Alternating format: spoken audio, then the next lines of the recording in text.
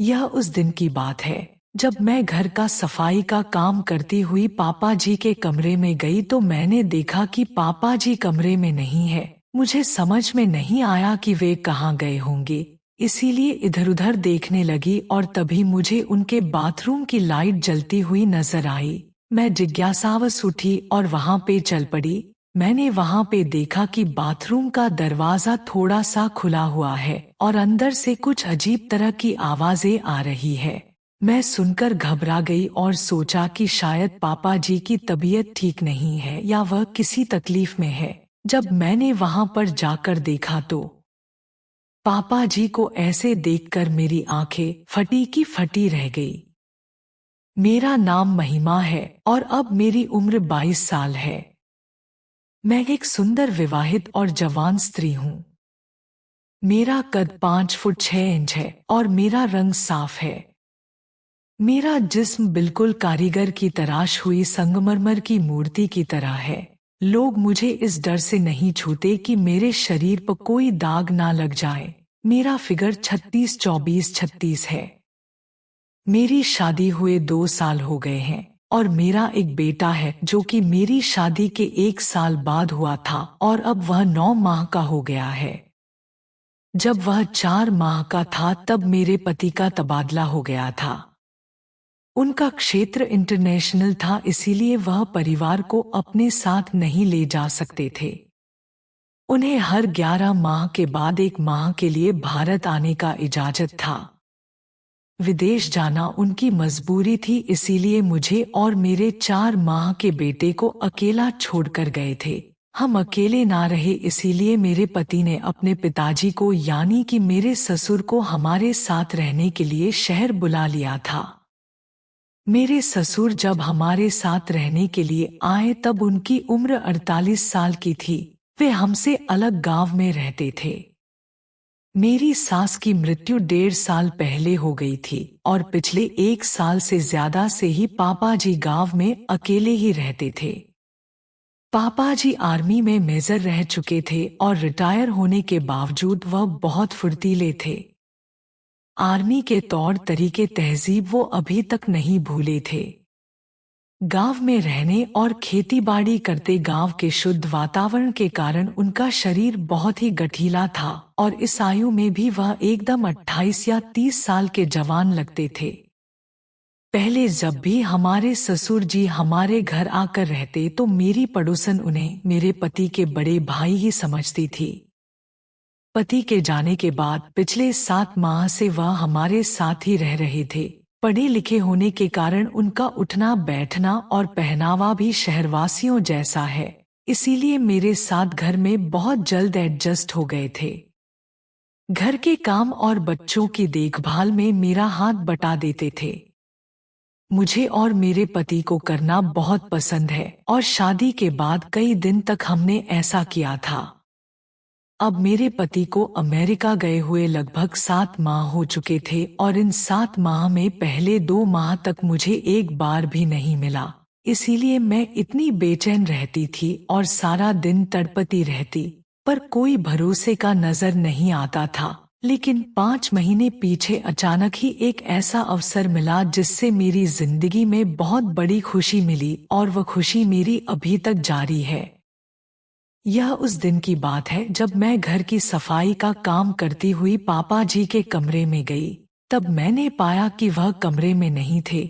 मुझे समझ में नहीं आया कि वे कहाँ गए होंगे, इसीलिए मैं इधर-उधर देखने लगी और तभी मुझे उनके बाथरूम की लाइट जलती हुई नजर आई। मैं जिज्ञासावश उठी और देखने चली गई। वहां मैंने देखा कि बाथरूम का दरवाजा थोड़ा सा खुला हुआ है और अंदर से कुछ अजीब सी आवाज आ रही है। मैं सुनकर घबरा गई और सोचा कि शायद पापा जी की तबीयत ठीक नहीं है या वे किसी तकलीफ में है। मैं घबराकर जल्दी से बाथरूम का दरवाजा खोलकर अंदर झांकने लगी। अंदर का नजारा देखकर मेरे होश उड़ गए। पापा जी अपने महाराज की बड़ी तसल्ली से मसाज कर रहे थे। इससे पहले कि मैं अपने आप को संभालती, तभी मैंने देखा कि पापा जी जोर जोर से सिसकियां ले रहे थे। यह सब देखकर मेरी जोर से एक लंबी सांस निकाली। जिसे सुनकर पापा जी ने पलट कर देखा और मुझे देखते ही गुस्से से बोले, तू यहाँ क्या कर रही है? उनकी गुस्से भरी आवाज सुनकर मैं डर गई और बिना आवाज दिए वहां से भाग गई। इस घटना के 2 घंटे बाद मैं तो उनके सामने भी नहीं गई, लेकिन दोपहर का खाना बनाने के समय बेटा तंग कर रहा था तो मुझे मजबूर होकर अपने बेटे को उनके पास देने जाना पड़ा। तब बिल्कुल पापा जी सामान्य तरीके से पेश आए।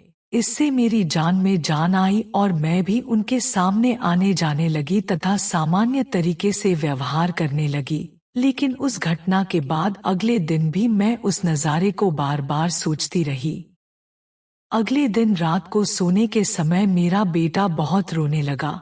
जब वह चुप नहीं हुआ तो मैं उसे पापा जी के कमरे में ले गई और उन्हें देकर उनसे चुप करवाने का आग्रह किया। पापा जी ने गोद में लिया और मुझे तेल लाने को कहा। मैंने उन्हें तेल लाकर दिया तो उन्होंने मेरे बेटे के पेट पर तेल मलना शुरू कर दिया।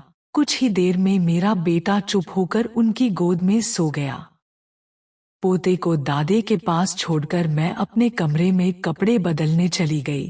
तभी मेरे दिमाग में योजना आई कि अगर मैं पापा जी को अपने आप कुछ झलक दिखलाऊं तो कुछ हो सकता है। मैंने सफेद रंग का पारदर्शी सा नाइट सूट गाउन पहना। मैंने उनके ऊपर के 2 और नीचे के 3 बटन खुले छोड़ दी और बेटे को पापा जी के कमरे से लाने के लिए गई। पापा जी ने मुझे उन कपड़ों में देखा और एकटक देखते ही रहे। उनकी आंखों की चमक बता रही थी कि वह मेरे बिछाए हुए जाल में फंस जाएंगे। मुझे सिर्फ कुछ इंतजार करना पड़ेगा। जब मैंने पापा जी से बेटे को लेने के लिए हाथ बढ़ाया तो मुझे देखते ही एकदम स्थिर हो गए। मैंने कहा, पापा जी यह सो गया है, लाइए मैं इसको बिस्तर पर सुला दूं। तब हड़बड़ाकर उन्होंने कहा कि यह अभी अभी सोया है, कच्ची नींद में है, इसीलिए इसे अभी यहीं रहने दो। मैं हाँ जी बोलती हुई अपने कमरे में चली गई। मुझे नींद नहीं आ रही थी, इसीलिए मैं बहुत देर तक ऐसे ही करवट बदलती रही। तभी मुझे याद आया कि मैंने बेटे को दूध नहीं पिलाया है। मैं उठी और पापा जी के कमरे में गई तो पापा जी भी सो गए थे। तब मेरे मन में आया कि मैं भी इसी कमरे में सो जाती हूँ, क्योंकि बेटा भी इसी कमरे में सोया हुआ है, और मैं उनके साथ वाले बेड पर लेट गई। बेटे को अपने पास खींचा और इतने में पापा जी ने नींद में ही करवट बदली और सीधे होकर सोने लगे। मेरे बेटे का पेट भर चुका था लेकिन मुझे नींद नहीं आ रही थी।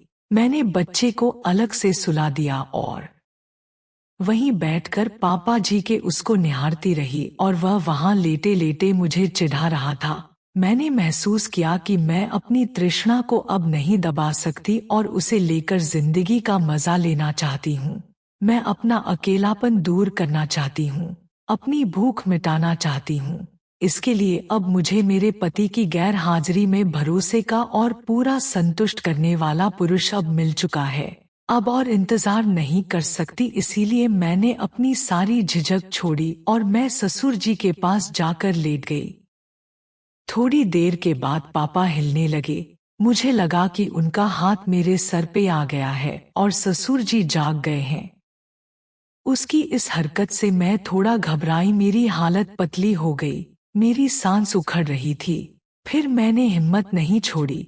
करीब 1 घंटे के बाद पापा जी का हाथ मेरे सर से हटा और नीचे आ गया। उनकी इस हरकत से मैं बहुत ज्यादा प्रसन्न हुई। मुझे अभी मजा आना शुरू हुआ था कि पापा जी उठकर बैठ गए और उनकी नींद खुल गई थी। उन्होंने मुझे झटके के साथ अलग कर दिया। फिर उन्होंने उठकर एक लाइट जलाई और भौचक्के होकर मुझे देखने लगे। पापा जी, मैं तो वही कर रही थी जो आप चाहते थे, मैंने जवाब दिया। मैंने ऐसा करने को कब कहा? पापा जी बोले। तो मैं बोली, मैं तो बेटे को लेने के लिए आई थी। पापा जी बोले, तुम्हें ऐसा नहीं करना चाहिए था और मुझे माफ कर देना। फिर मैं बोली, मैंने आज तक आपके कोई भी आदेश का इशारा कभी नहीं टाला, तो यह कैसे मना कर सकती हूँ?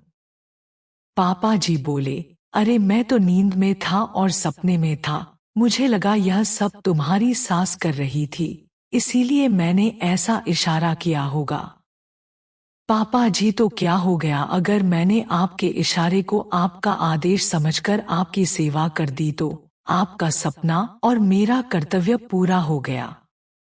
ससुर जी ने कहा, अरे तू बात क्यों नहीं समझ रही है? मैं तेरे साथ ऐसा कुछ नहीं करना चाहता, अनजाने में हो गया बस।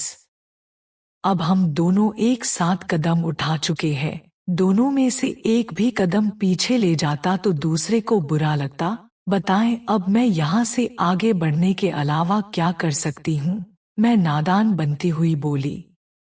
इससे पहले कि वो कुछ कहे और बात ज्यादा बिगड़े, मैं उठकर खड़ी हो गई। उन्हें आगे कुछ बोलने का कोई मौका दिए बिना मैं उनके पैरों को पकड़कर नीचे बैठ गई और उनका सहारा ले लिया।